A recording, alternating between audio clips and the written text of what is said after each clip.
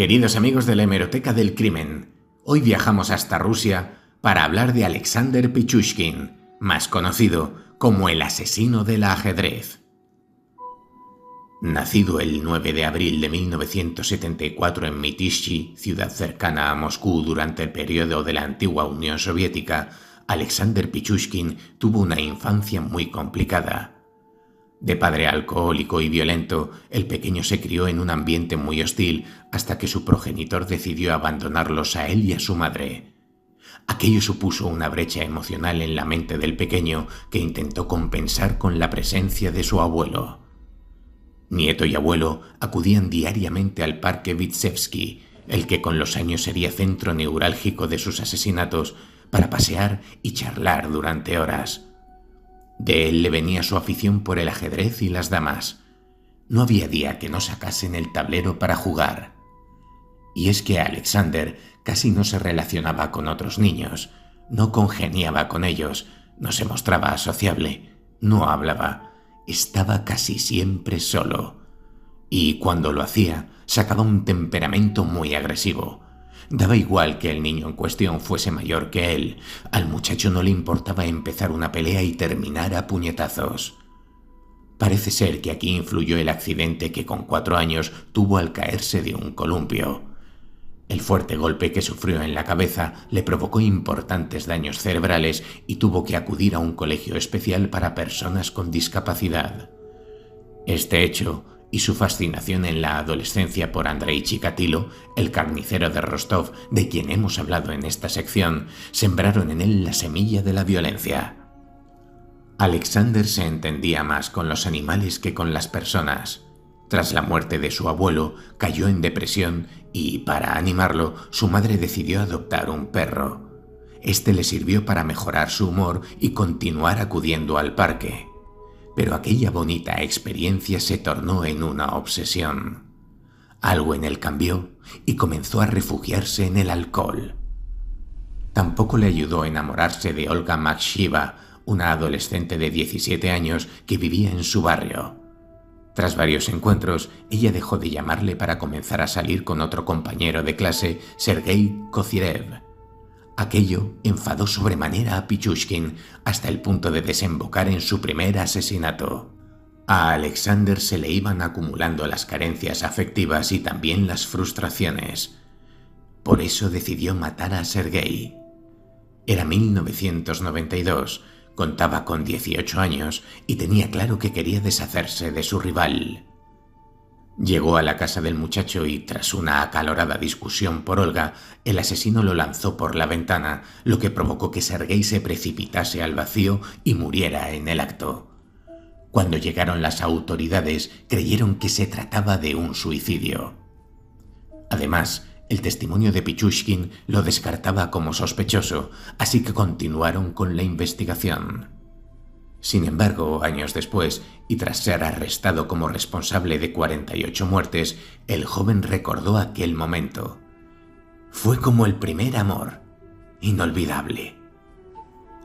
Desde 1992 hasta el año 2000, Alexander vivió en lo que podemos denominar un letargo criminal. No evidenciaba tantos comportamientos agresivos para con los demás e incluso se mostraba amable y sensible. Hasta que ocurrió una desgracia, la muerte de su perro. Esta tragedia lo llevó de nuevo a caer en depresión, a refugiarse en el alcohol y a desencadenar en él tendencias homicidas. Acababa de despertarse un nuevo asesino en serie en Moscú.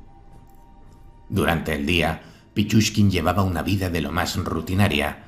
Trabajaba como reponedor en un supermercado. Ninguno de sus compañeros y clientes creía que en su cabeza rondaban pensamientos malignos. Seguía jugando al ajedrez y, a veces, terminaba su jornada paseando por Vitsevsky. Llegada la noche, aquellos paseos por el parque se tornaban en salvajes crímenes. Durante 6 años, la población moscovita vivió aterrorizada porque un asesino en serie mataba de forma indiscriminada. En 2001, por ejemplo, 11 personas fueron asesinadas brutalmente y abandonadas en las alcantarillas de la ciudad. 6 de ellas en tan solo un mes. Aquellos primeros asesinatos de Alexander evidenciaban su ansia por matar y su falta de control. A esto hay que añadir la satisfacción que le producía saber que la policía no lograba poner freno a esa escala de violencia. Las autoridades daban palos de ciego continuamente. Sabían que tenían un asesino suelto deambulando por el parque Vítsevski, pero no había forma de darle caza. Pichushkin conocía a la perfección el lugar y cómo escapar. Además de utilizar dicha localización como el Parque de los Horrores, Alexander fijó su propio modus operandi. Primero, observaba a las víctimas de lejos, tratando de encontrar a quien picase en el anzuelo de su historia, la muerte de su perro. Normalmente se fijaba en personas sin hogar. Le resultaban más inocentes. Una vez elegida, se acercaba y le decía llorando que estaba de luto. Quería dar pena para ganar su confianza. Ahí era cuando pedía que le acompañasen a la tumba del animal para tomarse una copa. Esta excusa la utilizó solo con hombres, pues con mujeres su estrategia era la de ligar para tratar de tener una cita. Una vez que las víctimas habían ingerido bastante alcohol, Alexander las atacaba sorpresivamente por la espalda y las asesinaba a golpes con algún objeto. Golpeaba con tal contundencia que llegaba a incrustarles parte del objeto en la cabeza. De ahí su famosa frase: «Me gusta el sonido de un cráneo partiéndose». Tras los innumerables golpes realizados con un martillo, con una tubería, una tapa de alcantarilla e incluso con una botella de vodka, el homicida arrastraba los cuerpos hasta el alcantarillado. Allí abandonaba los cadáveres hasta que alguien los descubría. La mayoría de los cuerpos los ahogué en pozos de alcantarillado. ¿Por qué maté? No sé. No tenía sentido la vida para mí sin esto. Una mujer sobrevivió a sus intenciones. Estaba afligida por terminar con su novio y en el parque se encontró a Pichushkin, quien trató de consolarla dando un paseo por los senderos. «Vi una tapa de alcantarilla abierta. Él me agarró del cabello y empezó a golpearme la cabeza con la tapa de hierro», reveló María Virisheva, citada por el diario Daily Mail. Ella cayó al pozo con heridas muy graves y vio cómo su agresor huyó. Sin embargo, logró salir y fue trasladada a un hospital. Aunque denunció el caso, las autoridades no le prestaron atención.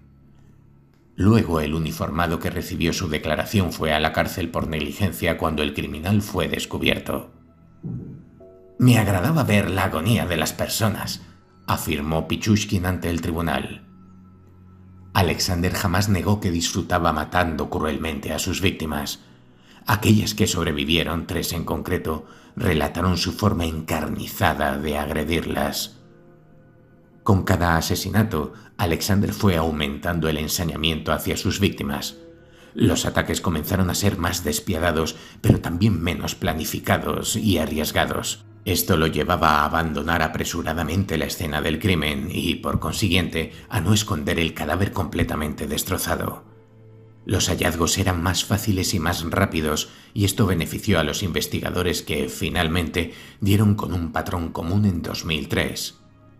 Por otra parte, las filtraciones a la prensa fueron un continuo y la población empezó a tener miedo. Los medios informaban sobre el asesino en serie que actuaba en Vítsevski y los titulares se llenaron de apodos como «El maníaco de Vítsevski» o «La bestia de Vitsa». Todavía nadie sabía que Pichushkin utilizaba un tablero de ajedrez a modo de guía. Si en 1992 Alexander mató a Sergei porque comenzó a salir con su exnovia Olga, en 2002 el cuerpo de la joven fue encontrado en el Parque de los Horrores. No fue la única persona de su círculo más cercano que terminó siendo asesinada. La última, Marina Moskaleva, era una compañera del supermercado que jamás regresó a casa. Tras desaparecer el 14 de junio de 2006, su hijo dio la voz de alarma. Su madre le había dejado una nota al lado del contestador diciéndole con quién salía aquella noche. El nombre en cuestión era Alexander Pichushkin y junto a él el teléfono de contacto. Cuando los agentes acudieron al domicilio del asesino 2 días después, este no opuso resistencia alguna. Tumbado en la cama, espetó: «¿La policía? Debe ser para mí. Dejen que me vista». Durante el registro de la vivienda, la policía encontró un martillo con manchas de sangre y un tablero de ajedrez. Sobre él no había figura alguna sino monedas. Un total de 61 pegadas en cada casillero y cada una representando, según él, cada asesinato cometido. Faltaban 3 por rellenar. Esta macabra prueba se utilizó en el juicio para demostrar los crímenes de Pichushkin. En cambio, en el depósito solo había 48 cadáveres. Faltaban 13 por encontrar, pero jamás se hallaron. A partir de entonces los medios lo bautizaron con el sobrenombre de asesino del ajedrez. La detención de Pichushkin dejó atónitos a sus vecinos. Una de ellas, Svetlana Mortiakova, recordaba que el asesino era un muchacho respetuoso y cortés que se disgustaba fácilmente cuando un animal moría. La anciana, a la que llamaba tía Sveta, contaba que un día se lo encontró llorando y borracho porque su gato había muerto.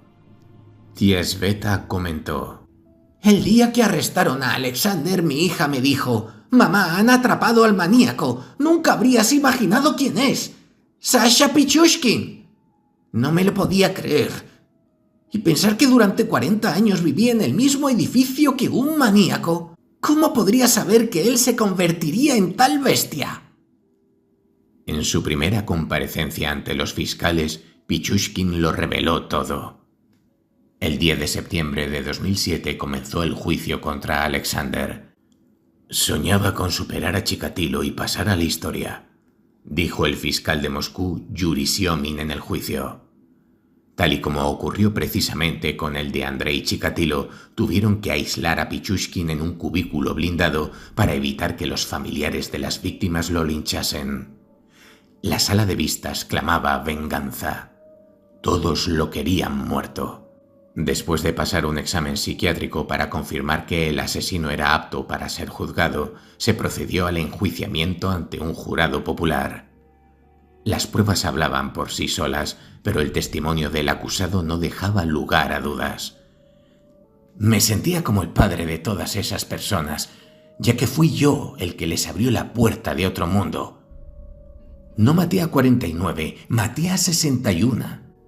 Además, relató que una vida sin homicidios para mí es como una vida sin alimento para ustedes. Salvaron la vida de muchas personas al atraparme porque nunca me habría detenido, nunca. Yo solo mataba a personas que se quejaban de su vida. Al contrario que su ídolo, el carnicero de Rostov, el ajedrecista no realizaba ningún tipo de acto sexual con sus víctimas, porque lo que le gustaba en realidad era el sonido de un cráneo partiéndose. Según Pichushkin, por mí mismo decidí el destino de 60 personas. Fui juez, acusador y verdugo. Para él cada asesinato era una especie de ritual, su estilo, su letra. Nadie podía negar los crímenes cometidos por Alexander, ni siquiera su abogado defensor cuando le tocó el turno de palabra. Pavel Ivanikov dijo con claridad: «Pichushkin reconoce todo lo que ha dicho la acusación. La cuestión es otra. Las razones por las que cometió los asesinatos. ¿Hubo crueldad en sus actos? Posiblemente la hubo». Por su parte, el fiscal de Moscú acusó al homicida de cometer una serie de asesinatos, en concreto 49, y 3 intentos de asesinato. Un total de 46 hombres fueron asesinados, 2 quedaron con vida, y también mató a 3 mujeres e intentó asesinar a una cuarta. El 24 de octubre de 2007 el jurado lo declaró culpable de 48 asesinatos y 3 tentativas de asesinato. Por ello, el tribunal lo condenó a cadena perpetua y no a la pena capital, ya que desde 1996 Rusia adoptó una moratoria sobre la pena de muerte. La condena de Pichushkin supuso un conflicto en la sociedad de la época.